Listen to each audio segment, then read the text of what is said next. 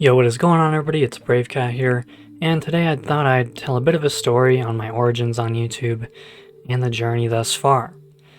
So, one day during sophomore year of high school, roughly a little over 10 years ago now, it was fall break and I had nothing planned going on. My ex at the time was visiting family halfway across the country, and I needed something to preoccupy myself with.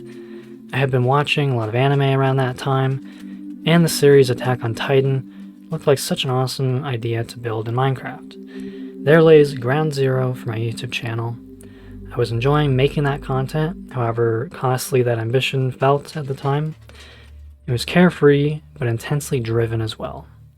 I started making other content as well, sometimes strange edits or parodies, but mostly other Let's Plays, even years after that genre of video had died on this platform. By senior year, I was sick of school, and even though I had decent grades, I just absolutely hated it with every fiber of my being.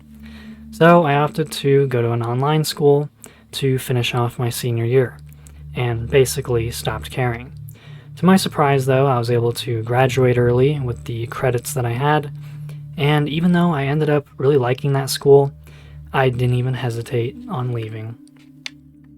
The sooner I was free, the better, although free being in quotations here because, well, nothing really ever is.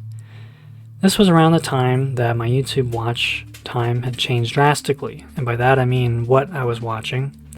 I was flipping through videos about ancient history, and one day came across Jimmy Corsetti of Bright Insight. From there, something deep within me started to stir. From the potentials of advanced ancient societies, buried ruins of impossible grandeur, and what seemed like some possible reset that happened to our ancestors' shrouded past. The dominoes continued to fall, as then I found Dutch Synth's YouTube channel, and fell in love with the deep geological and geographical knowledge he dived into while predicting earthquakes and trying to save lives. Such incredible sources of wisdom and intrigue from just those two people alone, and the gears started to turn.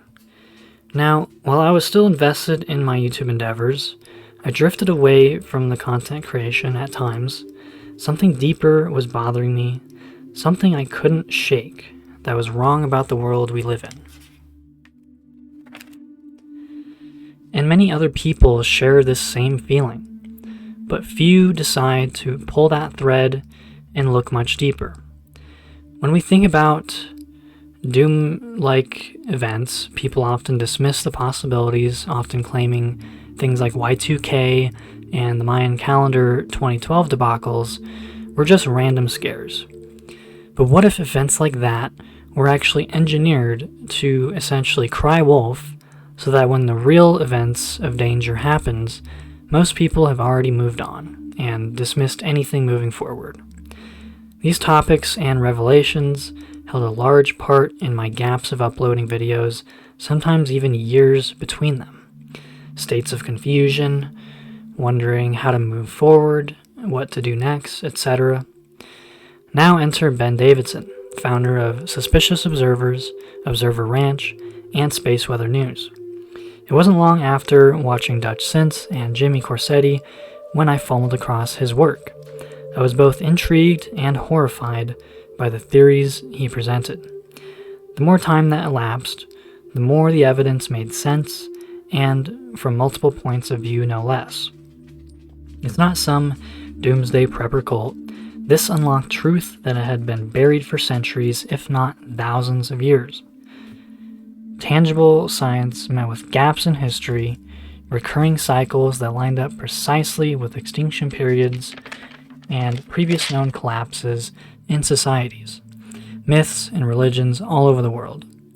The same stories of floods, famines, and rapid shifts taking place are found in scrolls and texts all over the world, documenting eerily similar events.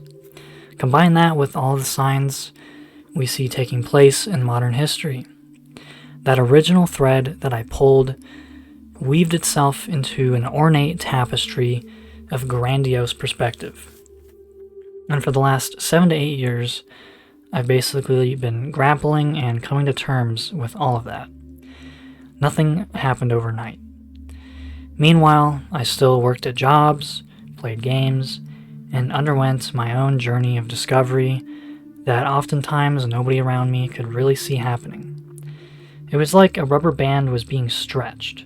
Things quietly built up, until it was time to fly. I had to transmute fear into raw drive, reinforce spiritual beliefs until my resolve was strong enough to carry forward. I had to let go of anything that stopped feeling real to me. And when most of what we learned growing up turned out to be false, it quite literally feels like the world comes crashing down. Every step of the way has its own silver linings and downfalls as well. Synchronicities, lights pointing me in the right direction, new opportunities, and profound connections with people under similar circumstances. It also brought with existential dread, sleepless nights, and much destruction of previous ambitions, beliefs, and even social circles. However, the end is never truly the end. It is only the birth of something new, something stronger, a way of moving through the world that does not rely on others' permissions or through seeking society's validation. I move through the world true to myself, however imperfect or rough it may be at times. I went down a path with few footsteps to follow, but instead I found something carved out of the bedrock itself, like digging through the silt and the sandstone to uncover what was always there to begin with. So, after all of that, why did I choose to keep this same YouTube channel instead of starting something new, despite having such a difference between what I used to do and what I do now? Well, it definitely was not about my meager subscriber count, and it didn't even matter to me if I lost old viewers along the way. I kept it all simply because I don't regret it. My journey to this moment was forged by unorthodox methods and sometimes random happenstance. I don't see the point in restarting a foundation that is still true to myself to an extent. A river does not carve its path by blocking the source it flowed from. If I hadn't embraced what happened from the past, I would not have any foundation to look from to the future. Because starting new doesn't mean forgetting. It doesn't mean erasing what has already happened. If you lose your origin point, then you might as well also lose the destination that you were striving for. So, in essence, that really about sums it up, although maybe a little bit oversimplified in some ways, but mostly short and sweet. Basically, I felt true with what I was making before. However, when that was no longer the case, I changed. When old systems stopped working, I adapted. And things only start to feel fake when you stop adapting to new information. Change is the only real constant in the universe, and the definition of insanity itself is doing the same thing expecting different results. So with that, just thought I'd make that little video on that, and well, as always, hope you all enjoyed this one, and I'll catch you all on the next.